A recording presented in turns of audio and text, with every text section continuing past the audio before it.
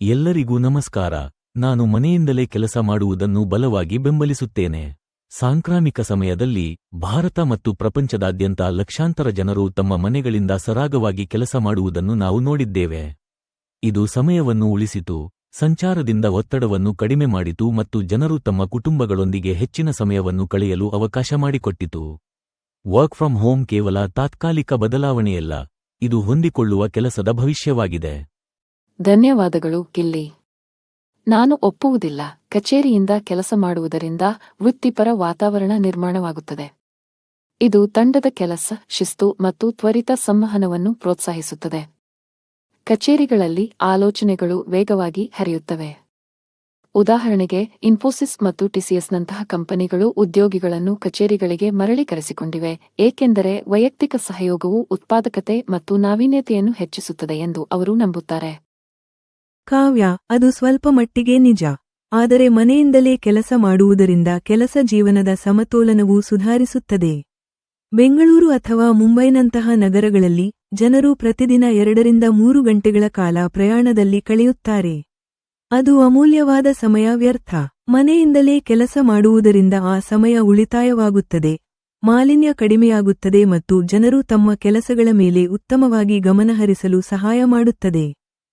ರಕ್ಷಿತಾ, ಆದರೆ ಎಲ್ಲರಿಗೂ ಶಾಂತಿಯುತ ಮನೆಯ ವಾತಾವರಣ ಇರುವುದಿಲ್ಲ. ಅನೇಕ ಜನರು ಸಣ್ಣ ಅಪಾರ್ಟ್ಮೆಂಟ್ಗಳಲ್ಲಿ ಅಥವಾ ಅವಿಭಕ್ತ ಕುಟುಂಬಗಳಲ್ಲಿ ವಾಸಿಸುತ್ತಾರೆ. ಎಲ್ಲೆಡೆ ಗೊಂದಲಗಳು ಇರುತ್ತವೆ, ಡೋರ್ಬೆಲ್ಗಳಿಂದ ಹಿಡಿದು ಮಕ್ಕಳು ಆಟವಾಡುವವರೆಗೆ. ಕಚೇರಿಯಲ್ಲಿ ವಾತಾವರಣವು ವೃತ್ತಿಪರವಾಗಿರುತ್ತದೆ.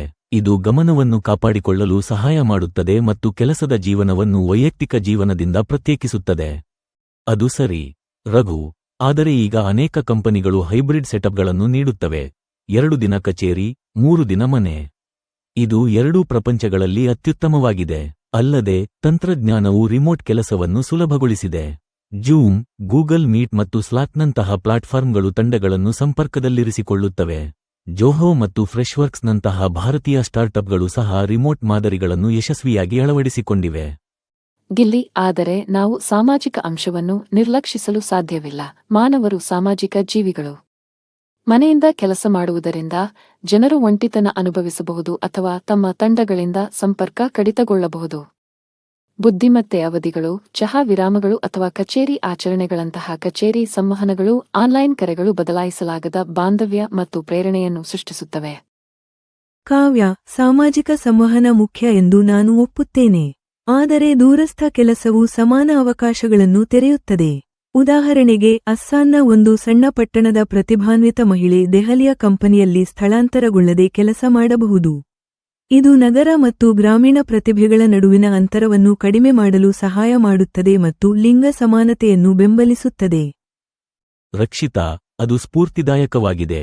ಆದರೆ ಹೊಸ ಪದವೀಧರರ ಬಗ್ಗೆ ಯೋಚಿಸೋಣ.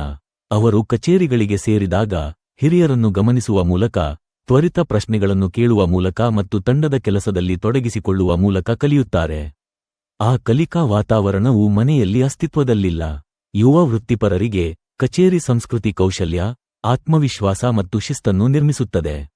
ಆದರೆ ಕಾವ್ಯ ಮತ್ತು ರಘು ಅವರ ಪ್ರಕಾರ, ಅನೇಕ ಉದ್ಯೋಗಿಗಳು ಮನೆಯಲ್ಲಿ ಹೆಚ್ಚು ಉತ್ಪಾದಕರಾಗಿದ್ದಾರೆ ಏಕೆಂದರೆ ಅವರಿಗೆ ಕಚೇರಿಯ ಗಾಸಿಪ್ ಅಥವಾ ಅನಗತ್ಯ ಸಭೆಗಳಿಂದ ಕಡಿಮೆ ಗಮನ ಬೇರೆಡೆ ಸೆಳೆಯುತ್ತದೆ.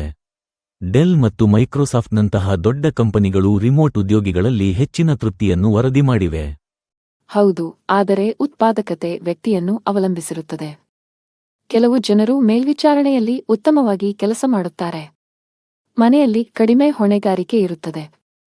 ವ್ಯವಸ್ಥಾಪಕರು ಸಾಮಾನ್ಯವಾಗಿ ಪ್ರಗತಿಯನ್ನು ಟ್ರ್ಯಾಕ್ ಮಾಡಲು ಕಷ್ಟಪಡುತ್ತಾರೆ. ಇದು ಕೆಲವೊಮ್ಮೆ ಕೆಲಸದ ಗುಣಮಟ್ಟವನ್ನು ಕಡಿಮೆ ಮಾಡುತ್ತದೆ. ಅದಕ್ಕಾಗಿಯೇ ಕಂಪನಿಗಳು ಈಗ ಕಾರ್ಯಕ್ಷಮತೆ ಟ್ರ್ಯಾಕಿಂಗ್ ಪರಿಕರಗಳು ಮತ್ತು ಯೋಜನಾ ನಿರ್ವಹಣಾ ಸಾಫ್ಟ್ವೇರ್ ಅನ್ನು ಬಳಸುತ್ತವೆ. ಜೊತೆಗೆ, ದೈನಂದಿನ ಪ್ರಯಾಣ ಕಷ್ಟಕರವೆಂದು ಭಾವಿಸುವ ಅಂಗವಿಕಲರಿಗೆ ವರ್ಕ್ ಫ್ರಮ್ ಹೋಮ್ ಸಹಾಯ ಮಾಡುತ್ತದೆ. ದೂರಸ್ಥ ಕೆಲಸವು ಅವರಿಗೆ ಕೊಡುಗೆ ನೀಡಲು ನ್ಯಾಯಯುತ ಅವಕಾಶವನ್ನು ನೀಡುತ್ತದೆ. ಆದರೆ ಕಚೇರಿಯಿಂದ ಕೆಲಸ ಮಾಡುವುದರಿಂದ ಸ್ಥಳೀಯ ಆರ್ಥಿಕತೆಯೂ ಸಹ ಬೆಂಬಲಿತವಾಗಿದೆ. ಸಣ್ಣ ಆಹಾರ ಮಳಿಗೆಗಳು, ಸಾರಿಗೆ ಕೆಲಸಗಾರರು ಮತ್ತು ಕಚೇರಿ ನಿರ್ವಹಣಾ ಸಿಬ್ಬಂದಿಯಂತಹವು. ಜನರು ಮನೆಯಲ್ಲಿಯೇ ಇದ್ದಾಗ ಆ ಕೆಲಸಗಾರರು ಆದಾಯವನ್ನು ಕಳೆದುಕೊಳ್ಳುತ್ತಾರೆ. ಕಚೇರಿಗಳು ಆನ್ಲೈನ್ನಲ್ಲಿ ನಿರ್ಮಿಸುವುದು ಕಷ್ಟಕರವಾದ ಸಮುದಾಯದ ಪ್ರಜ್ಞೆಯನ್ನು ಸಹ ಸೃಷ್ಟಿಸುತ್ತವೆ. ಮನೆಯಿಂದ ಕೆಲಸ ಮಾಡುವುದು ಕೇವಲ ಸೌಕರ್ಯದ ಬಗ್ಗೆ ಅಲ್ಲ, ಇದು ಆಯ್ಕೆಯ ಬಗ್ಗೆ.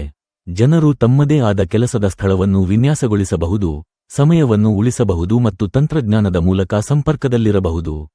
ಇದು ಕೆಲಸ ಮಾಡಲು ಚುರುಕಾದ, ಹಸಿರು ಮತ್ತು ಹೆಚ್ಚು ಹೊಂದಿಕೊಳ್ಳುವ ಮಾರ್ಗವಾಗಿದೆ. ಮತ್ತೊಂದೆಡೆ ಕಚೇರಿಯಿಂದ ಕೆಲಸ ಮಾಡುವುದರಿಂದ ಶಿಸ್ತು, ತಂಡದ ಕೆಲಸ ಮತ್ತು ಬೆಳವಣಿಗೆ ಖಚಿತ. ಎಲ್ಲವನ್ನೂ ತಂತ್ರಜ್ಞಾನದಿಂದ ಬದಲಾಯಿಸಲು ಸಾಧ್ಯವಿಲ್ಲ. ಮಾರ್ಗದರ್ಶನ, ಸಹಯೋಗ ಮತ್ತು ನಾಯಕತ್ವದಂತಹ ಕೆಲವು ಅನುಭವಗಳಿಗೆ ವೈಯಕ್ತಿಕ ಸಂಪರ್ಕದ ಅಗತ್ಯವಿದೆ. ಬಹುಶಃ ಉತ್ತಮ ಪರಿಹಾರವೆಂದರೆ ಒಂದಕ್ಕಿಂತ ಒಂದು ಉತ್ತಮ ಪರಿಹಾರವಲ್ಲ, ಬದಲಾಗಿ ಮಿಶ್ರಣ. ಜನರು ಮನೆಯಿಂದ ಅಥವಾ ಕಚೇರಿಯಿಂದ ಯಾವಾಗ ಕೆಲಸ ಮಾಡಬೇಕೆಂದು ಆಯ್ಕೆ ಮಾಡಬಹುದಾದ ಹೈಬ್ರಿಡ್ ಮಾದರಿ. ಇದು ಉತ್ಪಾದಕತೆ ಮತ್ತು ಸಾಮಾಜಿಕ ಸಂಪರ್ಕ ಎರಡನ್ನೂ ಜೀವಂತವಾಗಿರಿಸುತ್ತದೆ. ಅದು ನ್ಯಾಯಯುತವಾದ ಮಾತು, ರಕ್ಷಿತಾ. ಆದರೆ ಕಚೇರಿ ಯಾವುದೇ ಸಂಸ್ಥೆಯ ಹೃದಯ ಭಾಗವಾಗಿ ಉಳಿದಿದೆ. ಅಲ್ಲಿಯೇ ಆಲೋಚನೆಗಳು ಹುಟ್ಟುತ್ತವೆ, ಸಂಬಂಧಗಳು ನಿರ್ಮಾಣವಾಗುತ್ತವೆ ಮತ್ತು ಕಂಪನಿಗಳು ಒಟ್ಟಿಗೆ ಬೆಳೆಯುತ್ತವೆ. ಭೌತಿಕ ಕೆಲಸದ ಸ್ಥಳವು ಯಾವಾಗಲೂ ಅದರ ಪ್ರಾಮುಖ್ಯತೆಯನ್ನು ಹೊಂದಿರುತ್ತದೆ.